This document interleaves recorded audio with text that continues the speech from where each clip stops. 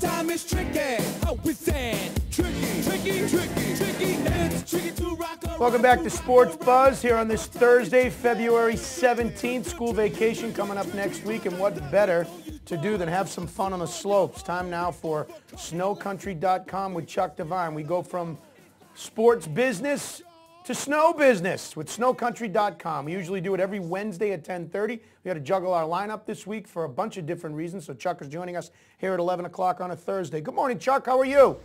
Pretty good, Butch. How are you doing? What's going on in your world this morning?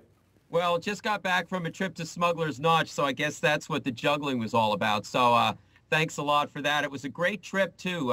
Just really nice skiing over the last 3 days. Yeah, off the top of the show, I was teasing Smuggler's Notch. I think I told you a couple weeks ago, I've been there before with my kids. And part of the cool thing for a guy from Boston, when you go up there, it's a long drive. But when you get up there, part of the cool thing is you go up to the top of a mountain.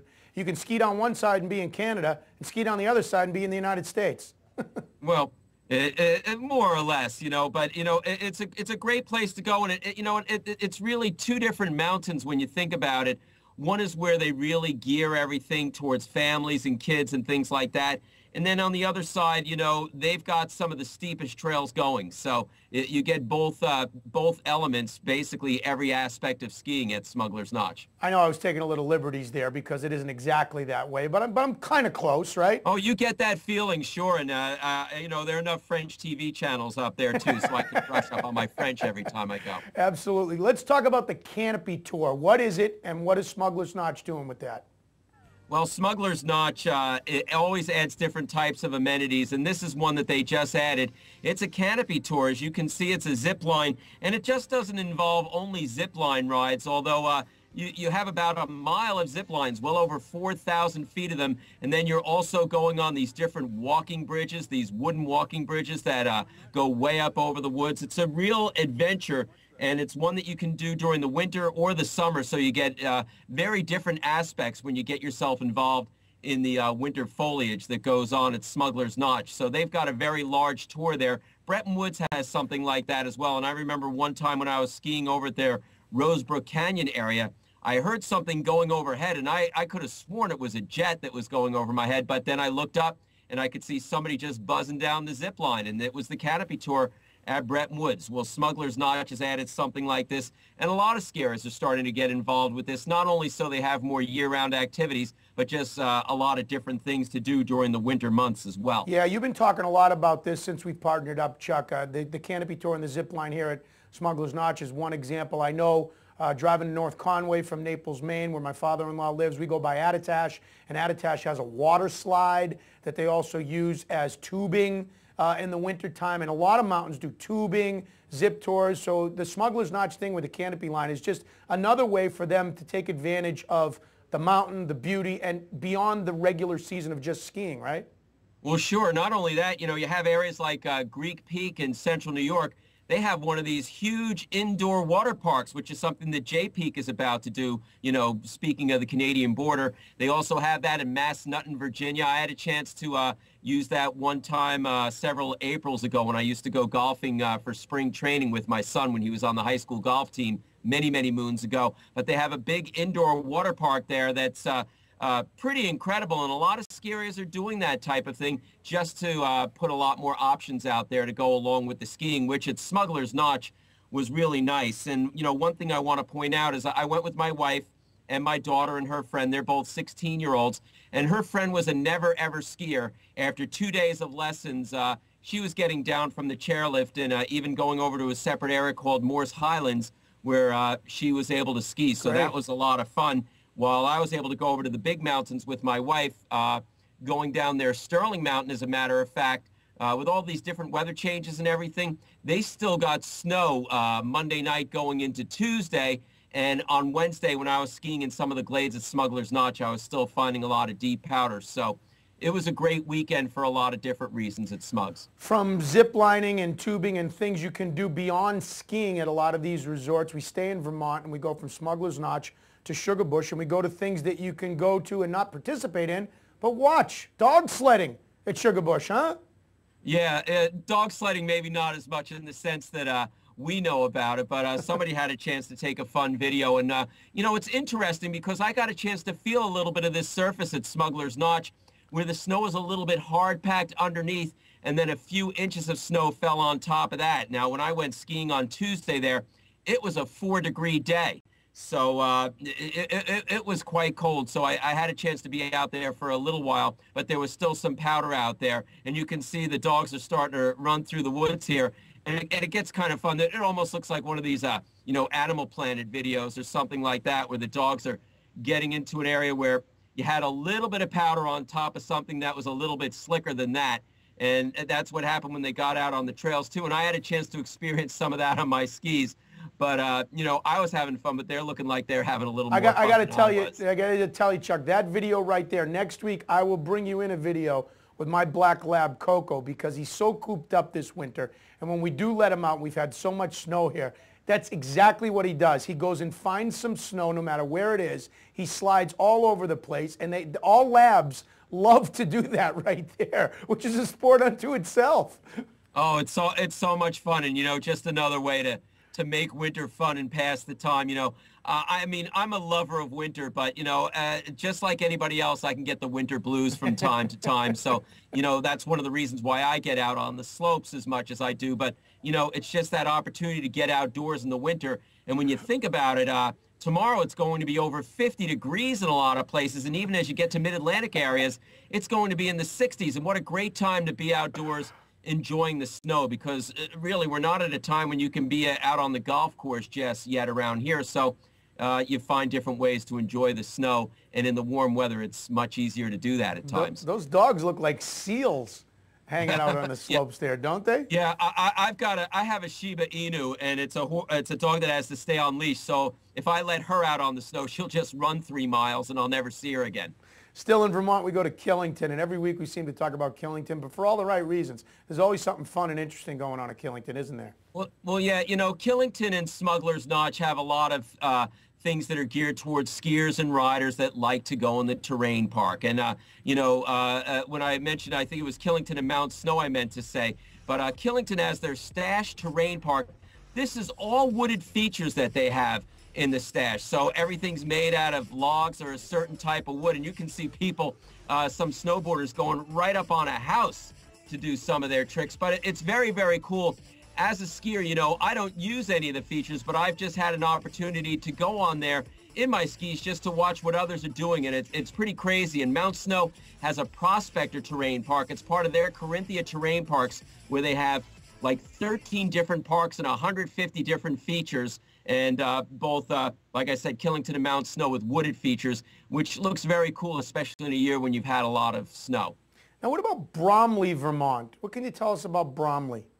Okay, Bromley is near Manchester, Vermont, which is a place that has a lot of history and also has a lot of outlets. It's one of those quintessential Vermont towns that people love to go to. And Bromley this weekend is going to have their big February festival. So they'll have a torchlight parade and fireworks and dancing. And the other thing is that Bromley is known as Vermont's Sun Mountain. So anytime that the sun is shining, Bromley tends to be a lot warmer and get a lot more sunshine than a lot of other mountains in the area. Cool.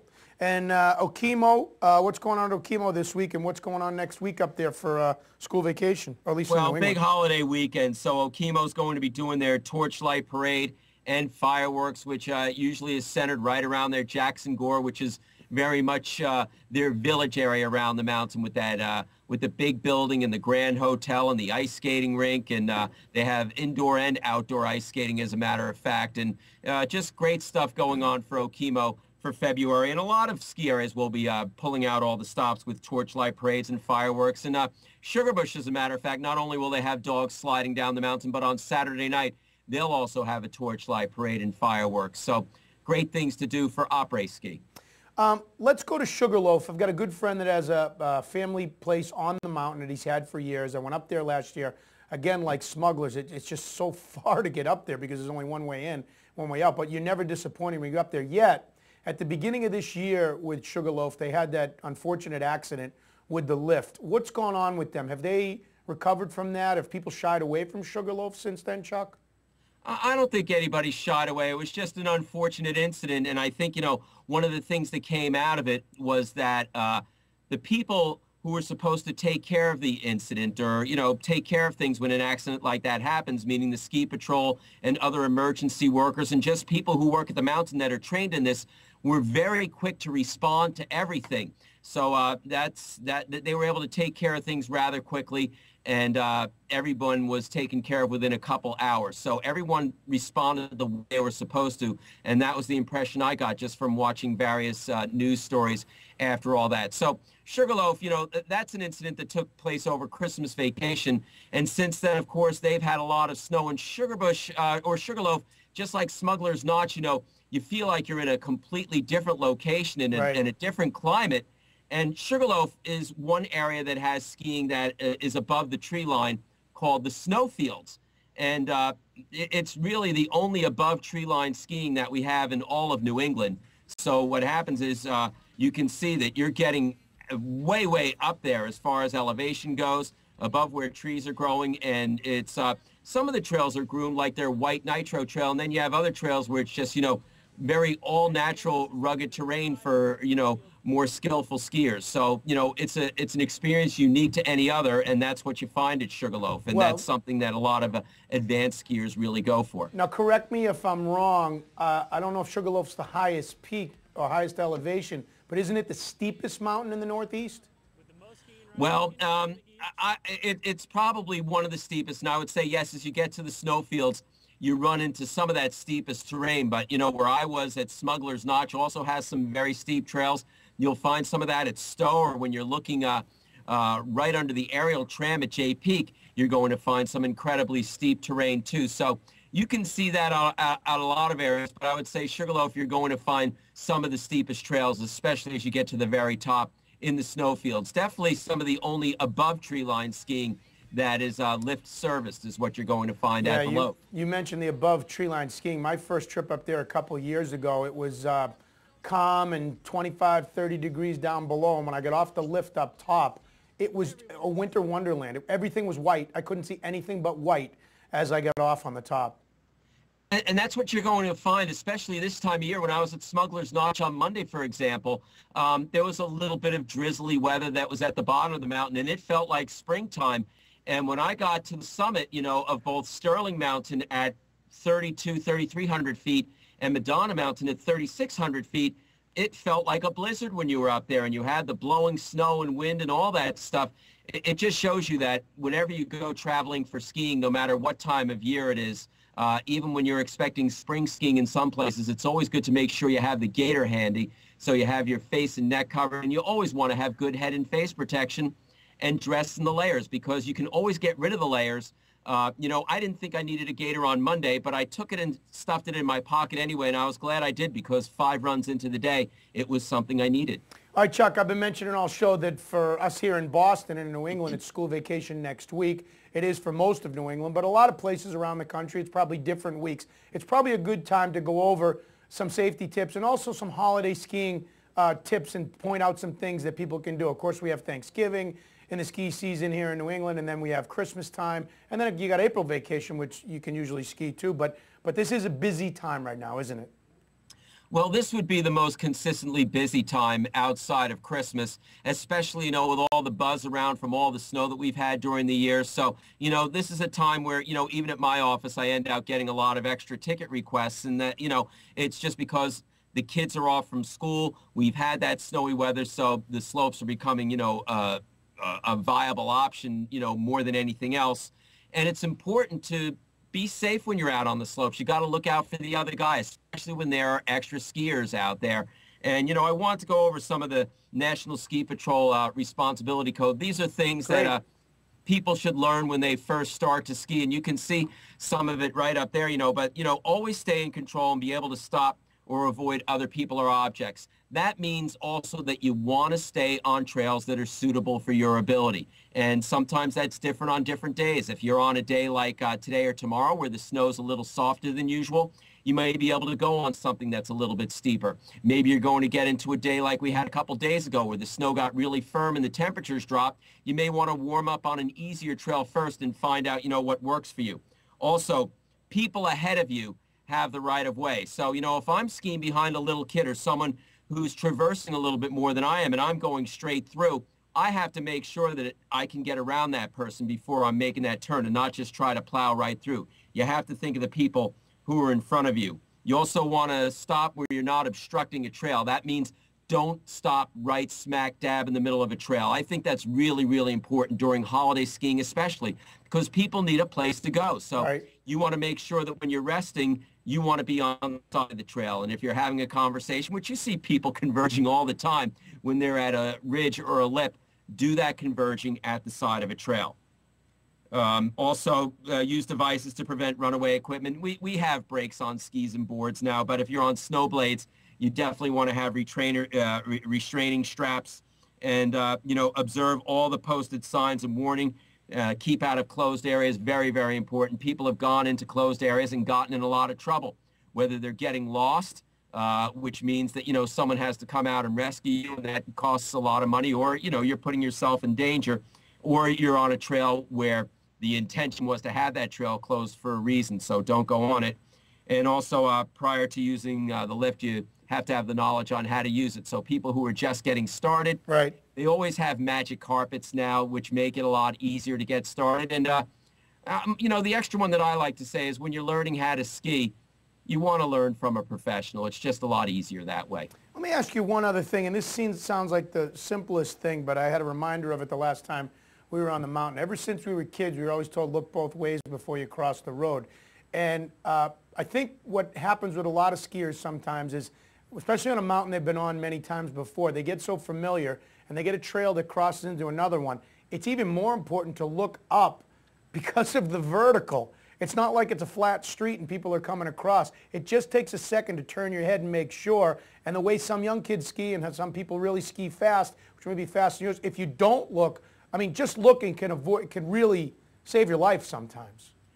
Well, Butch, that's a really, really good point. And it's something that I've noticed more since shape skis have come about, especially because you have a lot of people who can move at a quicker speed with less experience and, either handle it or think they can handle it. So I've gotten a lot more into looking up when I'm entering trails. The whole idea is just to look around and be very observant. You're not going to change lanes when you're driving a car without checking your mirrors. It's the same concept when you're out on the snow, especially when you're skiing on weekends and holidays. You really have to be aware of all of your surroundings, and you have to remind your children of that too. Even kids who are 4 and 5 years old, they'll know by example, and you want to show them, and also you want to ski in a way that's protecting them. And if you're a parent and you see other kids, or you've been a parent, well, I'm always a parent, but I don't have really young kids now, but I know what it's like when young kids are out there, and you want to make sure that you're looking out for their safety as well as yours. I want to talk about right in our backyard down here, Chuck. Temperature's going to be 50s today and tomorrow. We're already seeing a lot of the snow melt, and as I said a couple weeks ago, going up to Naples, Maine, we've actually had more snow here than they've had up in the Portland area this season. At least there was up until a couple of weeks ago. But with these warm temperatures, a mile down the road from us is Blue Hill Ski Area. Neshoba Valley is within that distance. And Wachusett is another great mountain. How is the weather affecting the snow, and what is the latest that's going on in the Massachusetts mountains, like Wachusett? Well, in conversations that we've had in the past, I've always talked about how snowmaking is really the lifeblood of the ski area. And these ski areas don't rely on the idea of getting natural snow at all. That's just, they act as if they're not going to get natural snow, and, they're going that anytime they have the cold temperatures, that they're going to be able to make enough snow. And you can see that is Wachusett today. Look how well covered the mountain is. Right. And, when they make snow, it has a greater density than natural snow for starters, and then they're packing it down with the groomers over and over and over again. So this snow is made to last until the end of March, and certainly through this holiday week.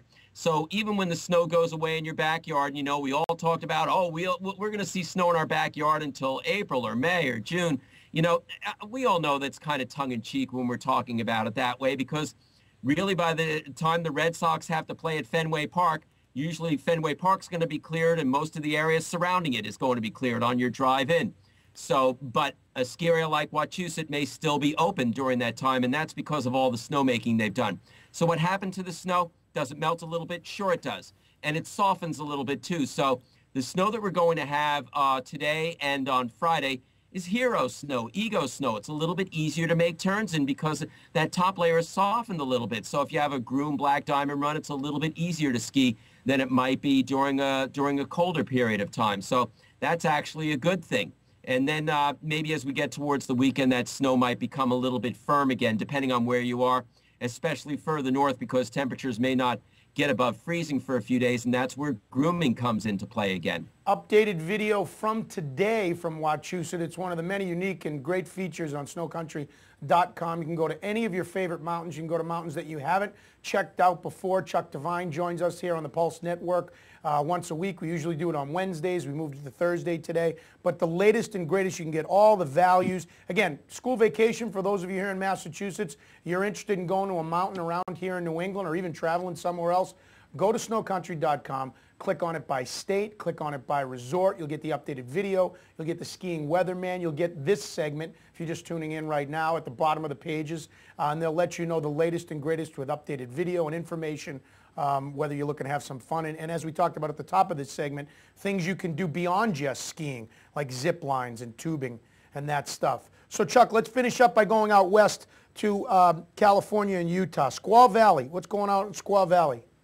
Well, California areas, we all talked about the big snow that fell in December, and we were showing all the videos, and people had powder up to their faces, and then January came, and the snow stopped. It became spring skiing, and it stayed that way for several weeks. There was one little storm in there in January, but otherwise, there was no snow. So these areas were snow-starved. When you saw them promoting their mountains, they were promoting all their grooming and everything because they had plenty of snow, and the groom trails still felt really nice, but you know, people in California, like anywhere else, especially as you get into, you know, more advanced skiers, they want the powder skiing. And finally, skiers were able to pick up powder. Squaw Valley, for example, got 45 inches of fresh snow during the past 3 days. Heavenly got 33 inches. This is snow that they have waited for a long time. So now there's finally powder skiing in California again. Skiers are up to their knees. They're up to their waist. And that's a great thing. That's what California skiing's all about. They love the spring skiing there, but I think would rather see it more towards the middle or end of March. It was nice to have the skiing in California sunshine in January, but I think they're just as happy to be skiing in very deep powder. And it looks like not only did they get snow the past few days, but it's going to snow for the next couple days. So anytime the snow comes in California, it's not just a little bit. It comes in rations of several feet at a time. Let's finish up with our photo of the day, and it comes from Utah and Snowbird out in Utah. Tell us about Snowbird, and let's take a look at this photo of the day. Well, Snowbird also, they got a little bit of that fresh snow that fell in California, has come Utah's way. So Snowbird just picked up a foot of fresh snow. And, you know, interesting, I skied at Snowbird last year. You get to the very top of their aerial tram, and there's this part called Peruvian Gulch, and you can take this little conveyor belt right across Peruvian Gulch. It actually goes right under the mountain, and then you're on the other side, and you're in Mineral Basin, and that's where this skier is right now. And you just dive into this basin where you can keep going on a catwalk and pick the kind of pitch you want for a trail and how much powder you want to go on. So you're diving into this basin where there aren't a whole lot of trees and just a whole lot of snow. And it's absolutely wonderful bowl skiing, especially at a time like now, where those storms that happen in California are moving their way into Utah, and we're running into a sequence of days where we're having powder skiing over and over and over again. All right, Chuck, where are you going to be next week for skiing vacation? You going to be all over the place? I don't know. I'll pick my spots, probably stay close to home. You know, it's funny. A lot of times I'll leave the skiing vacations for everybody else. So I'll try to see. I just came off a few days at Smuggler's Notch. I'll hit someplace in Vermont, but I'll have I'm sure I'll have some sort of ski adventure to talk to you about next week because I can't stay away for very long. Always great talking to you. Always great stuff, Chuck. Have a great week. Thanks, Butch, and you too. All right, Chuck Devine from SnoCountry.com. And again, you can catch this on the Pulse Network at thepulsenetwork.com. You can catch it on SnoCountry.com, the segment we do every week. We'll be back with Chuck next Wednesday for the latest and greatest ski conditions all around New England, all around the Mid-Atlantic, all out west, Colorado, you name it. We've got it all covered for you. Quick break, and we're back with Bernie Pleskoff from RotoWire.com. We're going to talk about Albert Pujols. We're going to talk about Bernie's opinion about some bounce-back candidates for this year in fantasy baseball. All that is next and more here on Sports Buzz. The Pulse Network. It's social TV.